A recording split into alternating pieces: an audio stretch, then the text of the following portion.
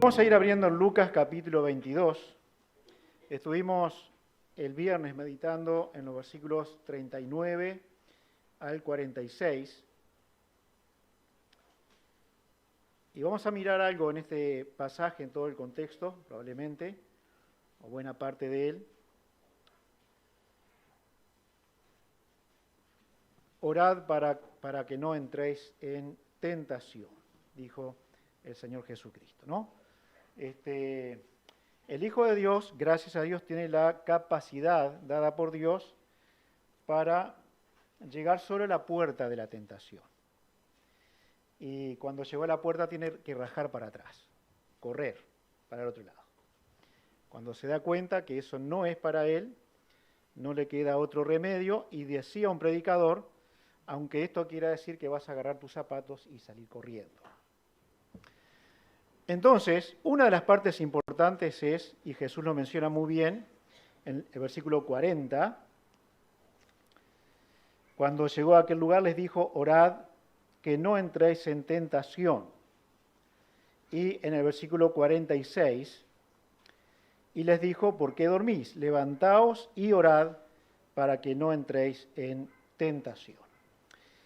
Así que, en el contexto de este pasaje, los discípulos van a poder tener la fuerza, la energía, la capacidad dada por el Señor Jesucristo y la advertencia previa para que cualquier motivo a caer en la tentación, esto no sea posible.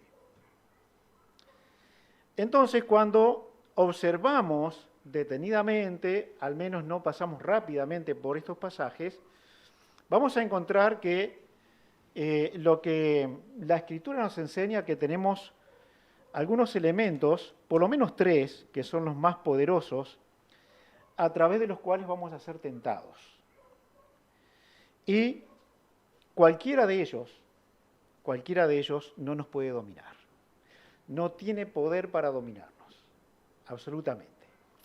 El Señor Jesucristo les presenta en el versículo 7 y hasta el 20, ¿sí? Al 20, presenta lo que es la Santa Cena. La Santa Cena nos representa la obra del Señor Jesucristo.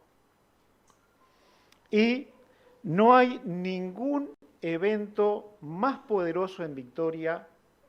Bueno, probablemente podríamos hablar juntos de la redención, la muerte de Cristo, la resurrección, por supuesto, y las promesas de su venida a buscar a la iglesia.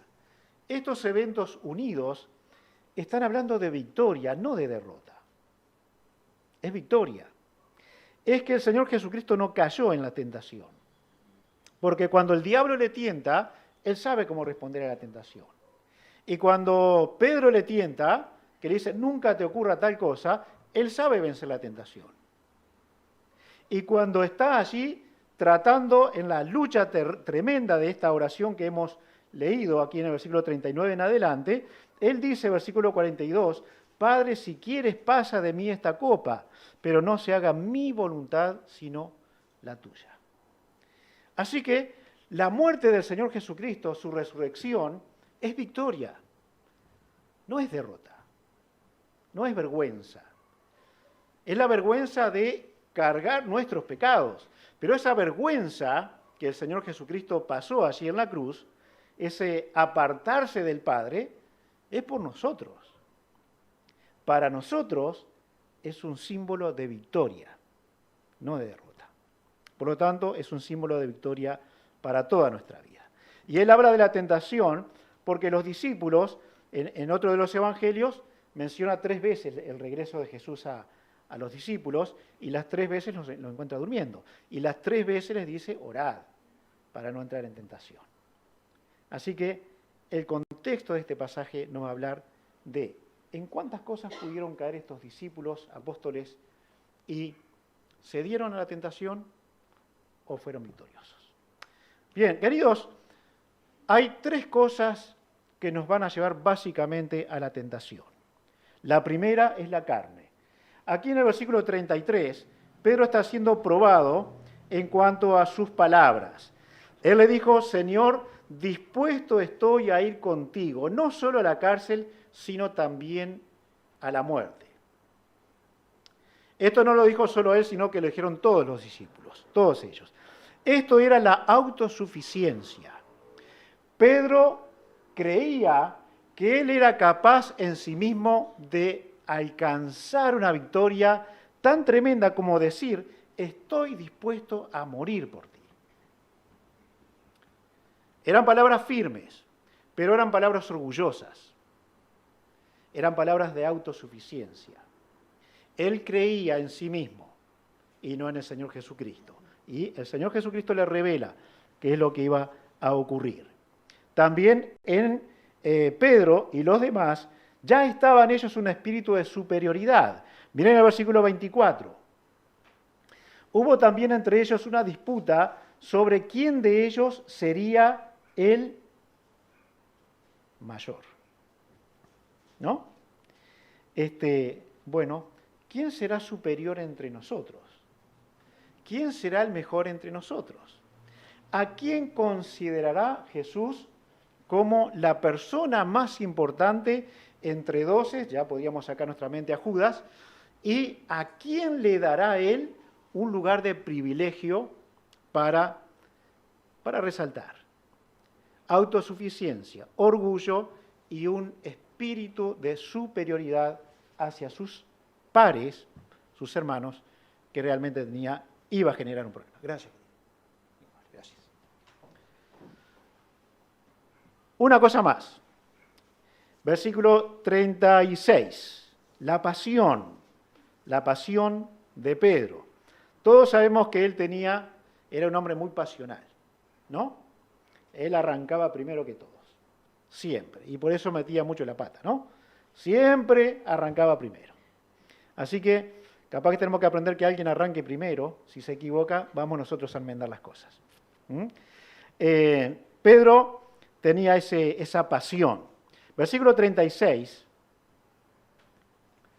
Y él le dijo, pues ahora el que tiene bolsa, tómela, y también la alforja, y el que no tiene espada, venda su capa y compre una. Bueno, recuerdan esto, ¿no? Yo les proveí, no es la palabra, ¿no? ¿Les proveí? Bueno, cuando la inventemos vamos a ver, pero saben lo que quiero decir.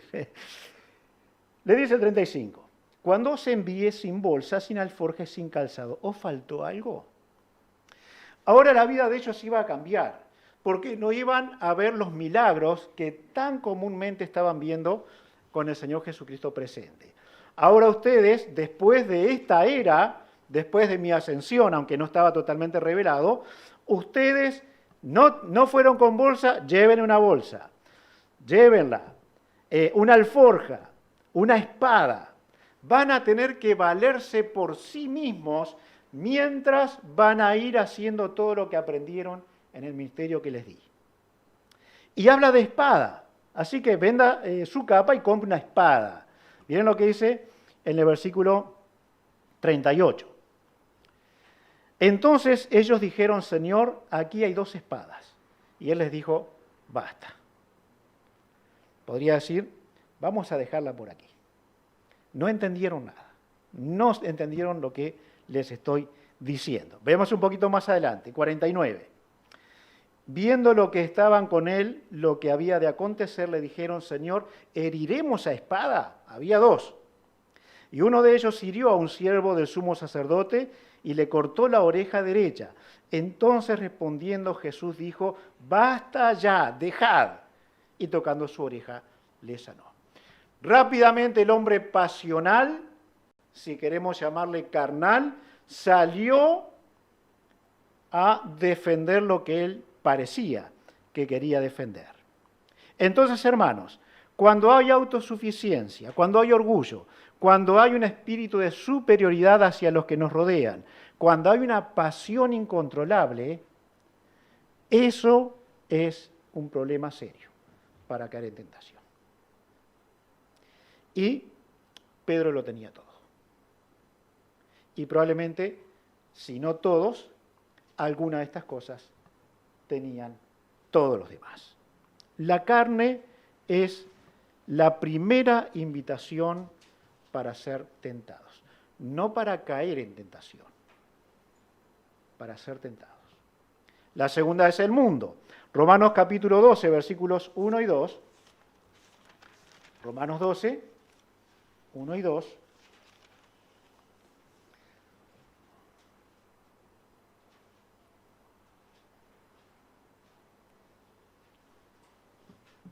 Así que, hermanos, os ruego, por las misericordias de Dios, que presentéis vuestros cuerpos en sacrificio vivo, santo, agradable a Dios, que es vuestro culto racional. Se le diría a Pedro, no te dejes dominar por la carne. Presenta tu carne, tu cuerpo, tu ser, tu vida, como un sacrificio a Dios, y no vas a tener problemas. Versículo 2. No os conforméis a este siglo, sino transformaos por medio de la renovación de vuestro entendimiento, para que comprobéis cuál sea la buena voluntad de Dios, agradable y perfecta. El mundo es el segundo elemento para que caigamos en tentación. No debemos caer en la tentación, pero el mundo tienta, y todos sabemos que esto es así. Si volvemos a Lucas 22, el versículo 25... Pero les dijo, los reyes de las naciones se enseñorean de ellas, y los que sobre ellas tienen autoridad son llamados bienhechores. Hermanos, el mundo tiene un sistema de vida.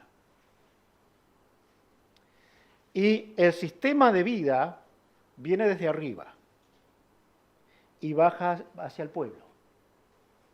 Así que el pueblo se va a ir sometiendo al estilo de vida que le propongan los gobiernos, los estados.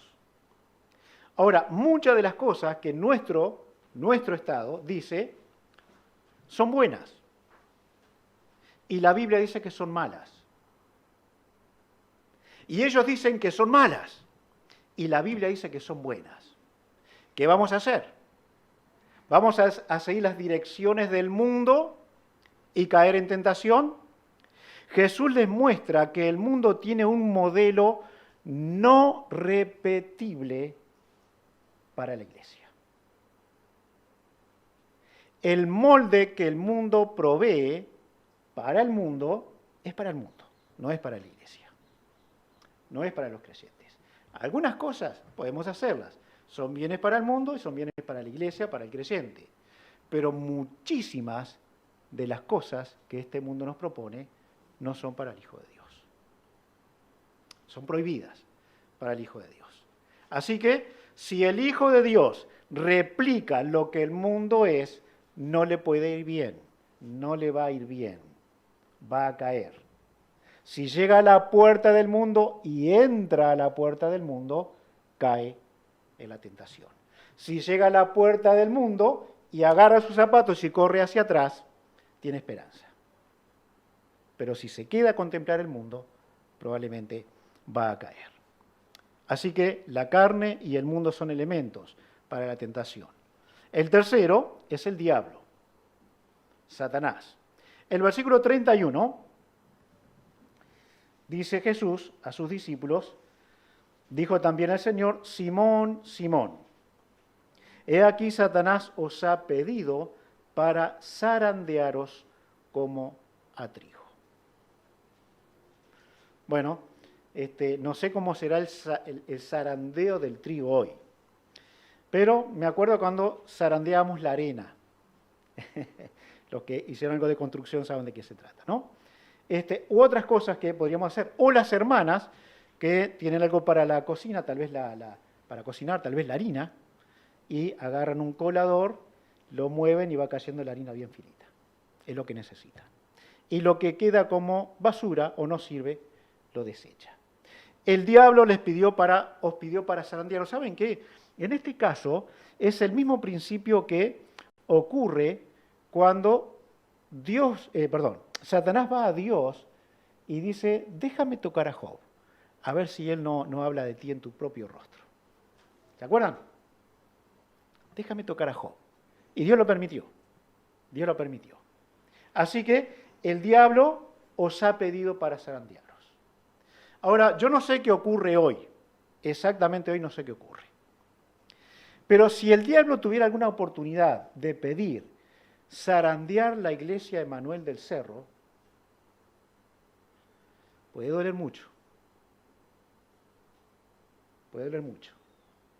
Lo que sí va a pasar es que lo que sirve va a pasar por ese colador y lo que no sirve se va a descartar. Eso sería una gran cosa para nosotros. Una gran cosa. Porque nos ayudaría a que la tentación, ni por nosotros, ni por el mundo, ni por el diablo, se propague para que nos controle. Dios tiene principios de control sobre cualquier asunto que ocurre, cualquiera sea él. Y si hoy, aunque no tenemos esta revelación en la doctrina del Nuevo Testamento, si hoy el diablo pudiera pedir a la iglesia para zarandearla y se le diera permiso, ¿qué pasaría con cada uno de nosotros?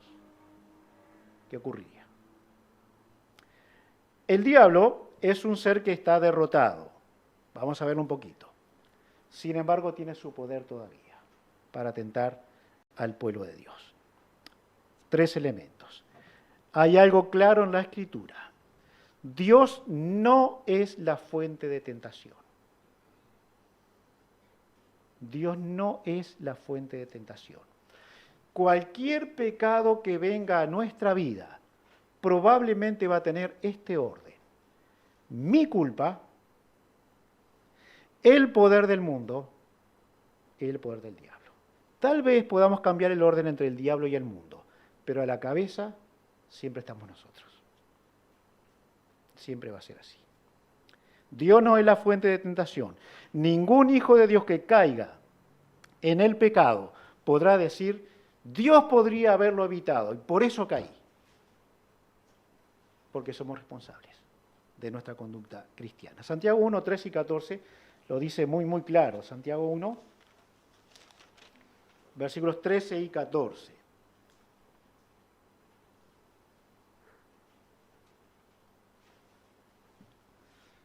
Cuando alguno es tentado, no diga que es tentado de parte de Dios, porque Dios no puede ser tentado por el mal, ni él tienta a nadie, sino que cada uno es tentado cuando de su propia concupiscencia es atraído y seducido. Así que Dios está diciendo aquí, mira, no le eches la culpa al diablo, no le eches la culpa al mundo, mucho menos me eches la culpa a mí. Porque cada uno ceba su debilidad con concupiscencia, con deseos de la carne. Y ahí está el primer escalón a remachar y a tratar con mucha seriedad. La tentación, la concupiscencia, el pecado está en nosotros. También el mundo juega un papel importante, pero solo si le damos la atención que el mundo no merece. Solo si le damos la atención que el mundo no merece. Algunas de las cosas las dijo Nahuel recién, ¿no? Bueno, el problema somos nosotros. Somos nosotros. Vamos a leer un pasaje. Santiago capítulo 4. Santiago 4, versículos 4 y 5. Oh almas adúlteras, ¿no sabéis que la amistad del mundo es enemistad contra Dios? Cualquiera, pues, que quiera ser amigo del mundo, se constituye enemigo de Dios. ¿O pensáis que la Escritura dice en vano, el Espíritu que Él ha hecho morar en nosotros nos anhela celosamente? Esto está escrito, porque está escrito nomás. ¿No tiene Dios un sentimiento hacia nosotros de pura santidad? No está diciendo Él claramente, no son del mundo, no los quiero en el mundo, no son del mundo, ¿por qué viven como el mundo?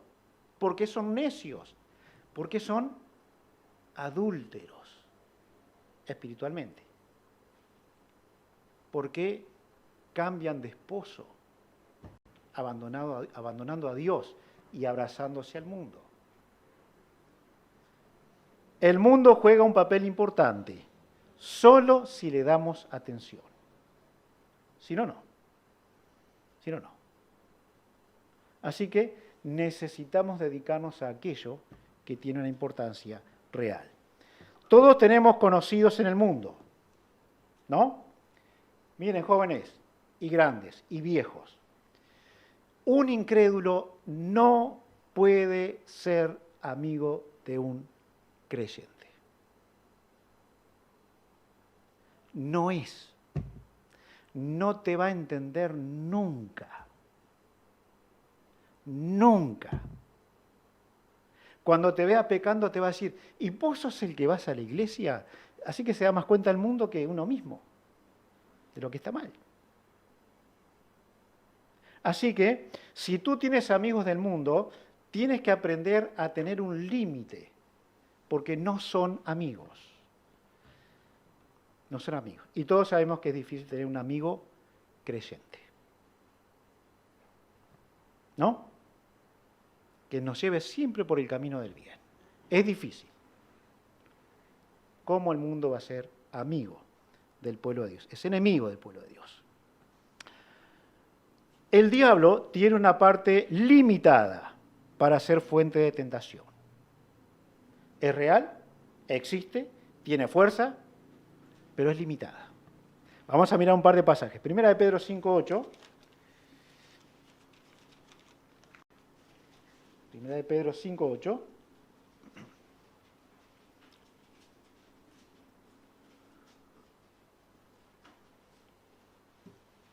Sed sobrios y velad, porque vuestro adversario el diablo como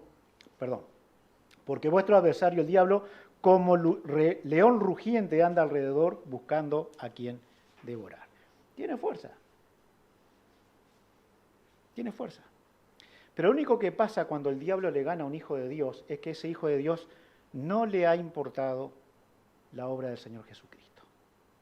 Puede ser por un minuto, puede ser por una hora, puede ser por días o por años. Pero si el diablo gana al Hijo de Dios, es porque ese Hijo de Dios no le da importancia a la obra de Cristo. Porque él venció a Satanás en la cruz. Lucas capítulo 22, pasa que estamos mirando, versículo 53. Dice Jesús, habiendo estado con vosotros cada día en el templo, no extendisteis las manos contra mí, mas esta es vuestra hora y la potestad de las tinieblas. ¿Qué estaba pasando? Bueno, Jesús le da lugar a lo que tiene que ocurrir. Lo que tiene que ocurrir no va a ser evitable. Él debía morir. Así que el diablo iba a tener parte, y las autoridades aquí religiosas, iba a tener parte en la muerte del Señor Jesucristo. Llegó la hora de las tinieblas. Preguntemos esto y contestemos en nuestro corazón, espero todos sepamos la respuesta. ¿El diablo venció a Satanás? ¿Verdad que no? No lo venció, pero tuvo sus 15 minutos. Tuvo su ratito de gloria, en los que tal vez el diablo dijo, le gané. Ahora sí no va a salvar a nadie. Ahora sí. Le herí, él pensó que en la cabeza, ¿no? Le hirió en el calcañar. Apenas llegó a sus tobillos. No puede vencerlo. Jamás pudo hacerlo. Jamás lo hará. Así que aquel que tuvo un ratito de fama, rápidamente la Biblia nos enseña que el Señor Jesucristo en la cruz derrotó a Satanás. Así que su poder es limitado, es limitado. La carne, el mundo y el diablo están limitados a la obediencia a la palabra de Dios. Cuando un hijo de Dios obedece la Escritura, no hay diablo, no hay mundo, no hay carne que lo derrote. Así que, por favor, seamos sabios en nuestro andar. Elementos que Dios nos da para no caer en la tentación. Lucas 22, versículos 40 y 46 que hemos leído es la oración. Y Jesús dejó muy claro que la oración va a evitar nuestra caída en la tentación. Así que al final de 40, orad que no entréis en tentación, y al final del versículo 46, levantaos y orad para que no entréis en tentación. Y queridos, acá Jesús está diciendo algo muy importante. La oración de los discípulos no era para evitar la cruz, no era para evitar los sufrimientos del Señor Jesucristo, no era para eso, era para evitar la caída, era para evitar el pecado, era para evitar la traición, era para eso. Qué regla tan simple dejó Jesús para tener la victoria. Creer en la Escritura. Versículos 31 y 32. Creer en la palabra de Dios. Dijo también el Señor: Simón, Simón, he aquí Satanás os ha pedido para zarandearos como a trigo, pero yo he rogado por ti, que tu fe no falte, y tú, una vez vuelto, confirma a tus hermanos. Esto que hizo Jesús acá es tremendo, ¿no? Tremendo. Porque le dijo lo que iba a pasar, y le dijo cómo él debía volver. Después de ser zarandeados, entonces, mira, he orado por ti. He orado por ti. He estado tomando tiempo para orar por ti, que tu fe no falte. Y seguramente al tomar otro tiempo de oración, versículo 39 en adelante, otra vez Jesús orando por sus discípulos. Dice que se alejó de ellos como una distancia de un tiro de piedra. Ese dicho quiere decir suficiente para que lo puedan escuchar, ¿no? Así que los discípulos estaban escuchando el clamor de Jesús. Cuando él clamaba al Padre: Padre, si quieres, pasa esta copa de mí. Pero no lo que yo quiero, sino tu voluntad. Creer en la Escritura, no creer en nosotros. Porque inmediatamente lo que responde Pedro es: voy a morir contigo. Yo voy a ir contigo. Pero no creyó en lo que Jesús le dijo. Y la palabra de Dios nos enseña muchísimo acerca de la Escritura. Miren, 1 Juan 5. 1 Juan 5. Versículos 1 y después 4 y 5. Todo aquel que cree que Jesús es el Cristo es nacido de Dios. Y todo aquel que ama al que engendró, ama también al que ha sido engendrado por él. O sea, los que nacieron en Cristo se amarán a sí mismos y amarán al Señor Jesucristo. Versículo 4. Porque todo lo que es nacido de Dios vence al mundo. Y esta es la victoria que ha vencido al mundo, nuestra fe. ¿Quién es el que vence al mundo sino el que cree que Jesús es el Hijo de Dios? Y la pregunta es: ¿creemos esto? ¿Creemos la palabra de Dios? ¿Somos serios con la fe en la palabra de Dios? ¿Razonamos lo simple que es la palabra de Dios? ¿Que el que cree, confía, realmente va a vencer el mundo? Y sin embargo, no lo estamos haciendo. A veces ni queremos hacerlo. Dios nos guarde, Dios nos bendiga. El capítulo 2, versículo 20. 2:20, acá mismo, ¿no?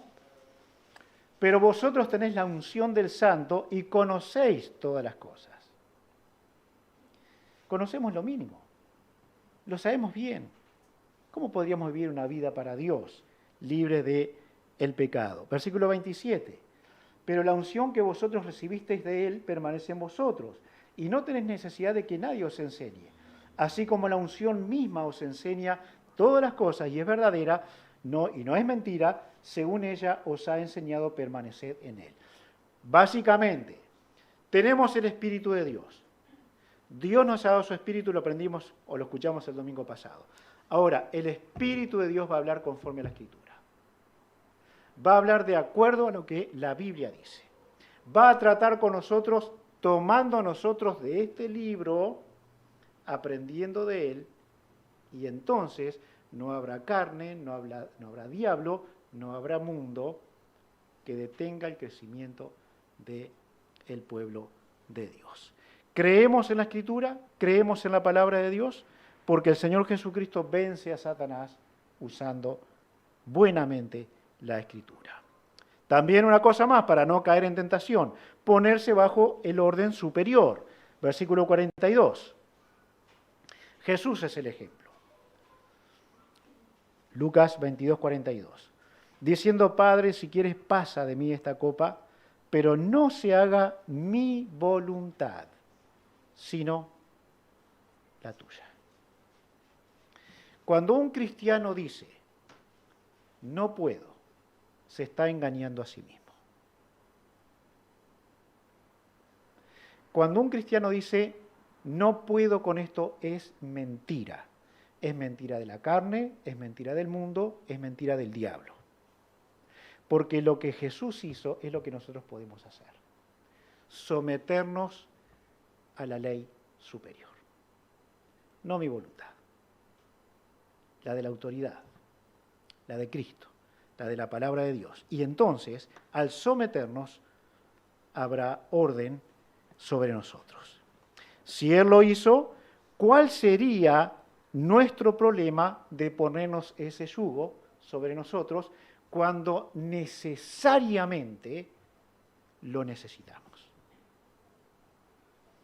No podríamos vivir sin la palabra de Dios. No deberíamos hacerlo.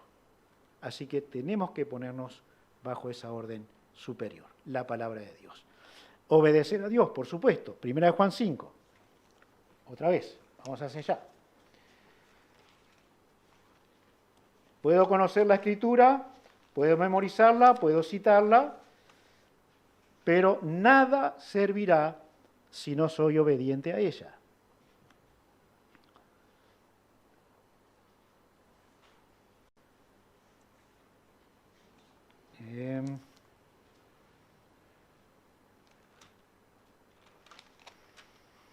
Perdón que tal vez me equivoqué el pasaje. Capítulo 2, versículos 3 y 4.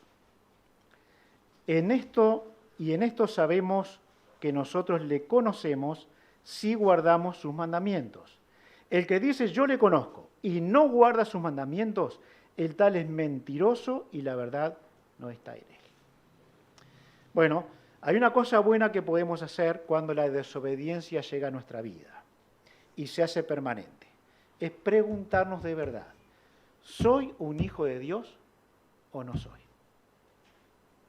¿Soy salvo o no soy salvo? Eso hay que preguntarlo. Eso hay que preguntárselo. Y después de esa pregunta, deberá tener la lucha necesaria con la palabra de Dios, con Dios, hasta llegar a la convicción de que es un hijo de Dios. Y si esto no ocurre, deberá arrodillarse a clamar por la salvación eterna de su alma. No importa qué tiempo tenga usted aquí en este lugar. No estamos hablando de tiempo. No estamos hablando de fidelidad. No estamos hablando cuántas veces viene a este lugar. Estamos hablando si conoce a Cristo como Salvador o no lo conoce. Porque el que lo conoce, obedece la palabra de Dios. Es obediente. ¿Es perfecto? No es perfecto. Es obediente. El transcurso de su vida se conocerá como una persona que quiere obedecer la palabra del Señor. Por lo tanto, no podemos cuestionar la revelación clara de Dios. Si Dios lo dice, ¿por qué lo cuestionamos? Si Dios lo ordena, ¿por qué estoy cuestionando y tratando de hacer lo que yo quiero hacer? Lucas 22, 33, Pedro dice, yo iré contigo hasta la muerte. Pero el Señor Jesucristo dice, mira que lo van a zarandear. Pero además dice, el versículo 34, Pedro, te digo que el gallo no cantará hoy hasta que tú niegues 3 veces que me conoces. Y lo cuestionó. Él creyó que podía. Se acercó bastante. Fue probablemente de los que más se acercó, ¿no?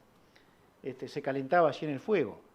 Y ocurre algo muy interesante que tal vez lo vamos a mirar, ¿sí? No podemos cuestionar eso que Dios ha hecho o que ha dicho, de ninguna manera. Miremos, vamos a mirar versículos 60 al 62.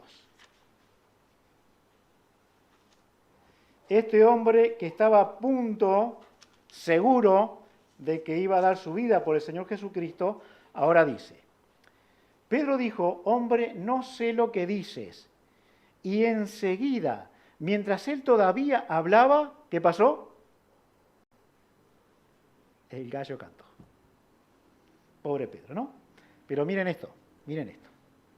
Entonces, vuelto el Señor, miró a Pedro. Y Pedro se acordó de la palabra del Señor que le había dicho, antes que el gallo cante me negarás 3 veces. Y Pedro saliendo fuera lloró amargamente.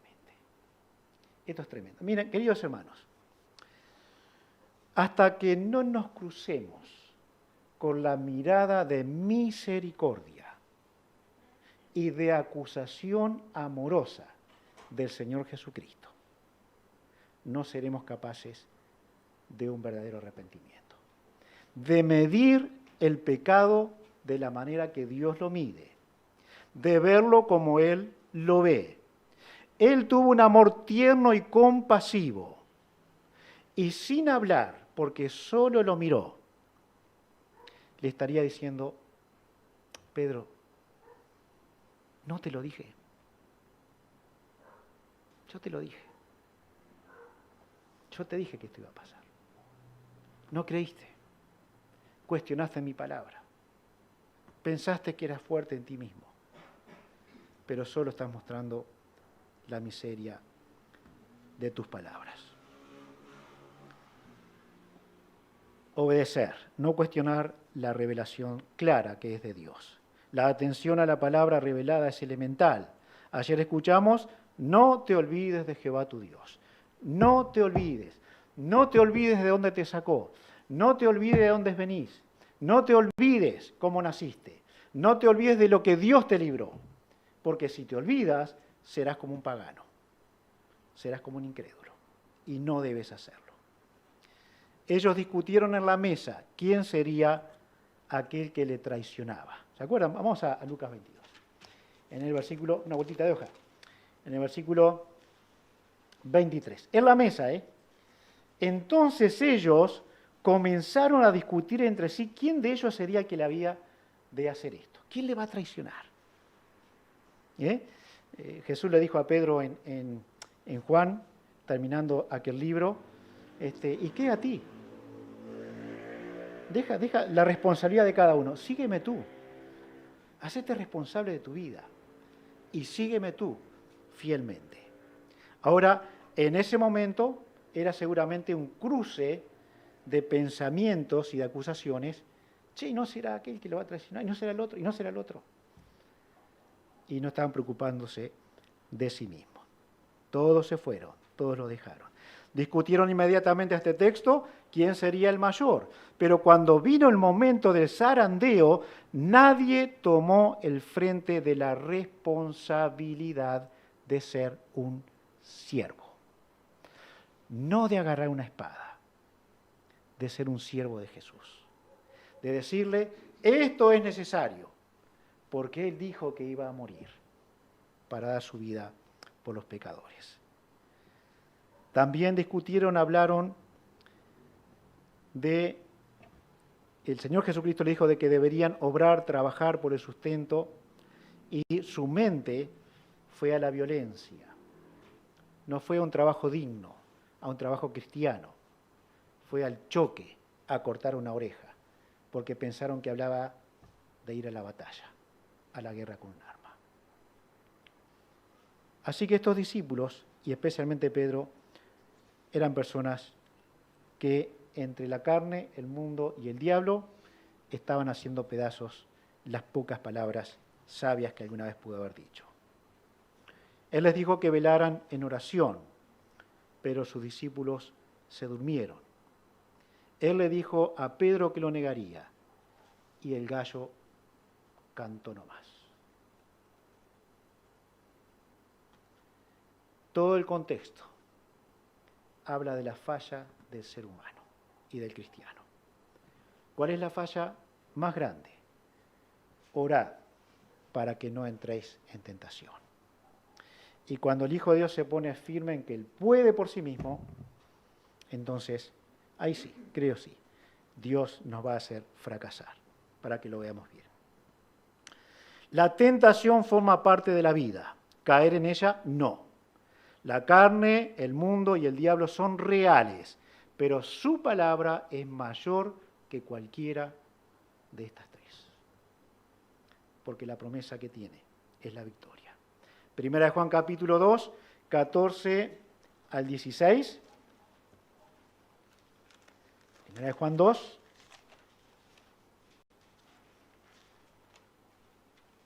14 al 16. Os he escrito a vosotros, padres, porque habéis conocido al que es desde el principio. Os he escrito a vosotros, jóvenes, porque sois fuertes, y la palabra de Dios permanece en vosotros, y habéis vencido al maligno. No améis el mundo, ni las cosas que están en el mundo. Si alguno ama al mundo, el amor del Padre no está en él. Porque todo lo que hay en el mundo, los deseos de la carne, los deseos de los ojos y la vanagloria de la vida, no proviene del Padre, sino del mundo.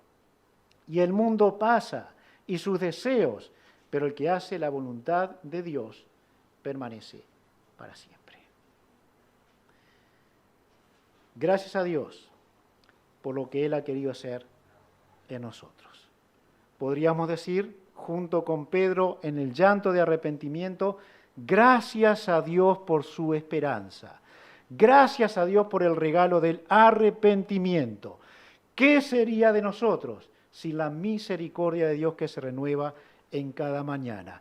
¿Qué sería de nosotros si sus ojos no nos miraran con amor y misericordia? ¿Qué sería de nosotros? Jesús habló del mundo y dijo, el mundo os aborrecerá. En el mundo tendréis aflicción, pero confiad, yo he vencido al mundo. Él habla de la concupiscencia, y Pablo lo decía así, miserable de mí, ¿quién me librará de este cuerpo de muerte? Pero él tenía la solución y decía, gracias a Dios por Jesucristo. Gracias a Dios por su victoria. El diablo, él anda como león rugiente, pero la Biblia dice que Jesús le venció en la cruz. Todo esto ocurre en el contexto histórico de la Santa Cena y de la entrega a la cruz, a la propia muerte del Señor Jesucristo. Nada que descanse en una fría práctica religiosa tendrá poder alguno contra el pecado en nosotros. Nada. Hermanos, nada. La Santa Cena no nos va a librar del pecado. Cantar no nos va a librar del pecado. La obediencia a Dios y a su palabra nos hará libres. La fe en Él, porque Él venció a Satanás. Todo deberá descansar por amor a Él y agradecimiento en su persona, en lo que Él ha hecho, en lo que Él dijo, como palabra eterna de Dios. Ahí hay victoria. ¿Tienes tú la victoria del Señor? Entonces Jesús diría, levantaos. El comentario de MacArthur decía, posiblemente quédense parados y oren parados, porque la comodidad los hace dormir. Bueno, no sé si estoy totalmente de acuerdo en esto, pero sí dice, bueno, levántese, vamos a ponerse en camino, oren para no entrar en tentación. Oren para ser libres de la tentación. Tu firmeza es nada y puedes caer. Un castillo de arena es algo pintoresco y nada más. Se deshace. Así que, justamente, tu vida, mi vida, puede ser una pinturita como cristiano. Pero Dios la va a suplar. Así que solo va a permanecer aquel que verdaderamente está firme en el Señor Jesucristo y en su palabra.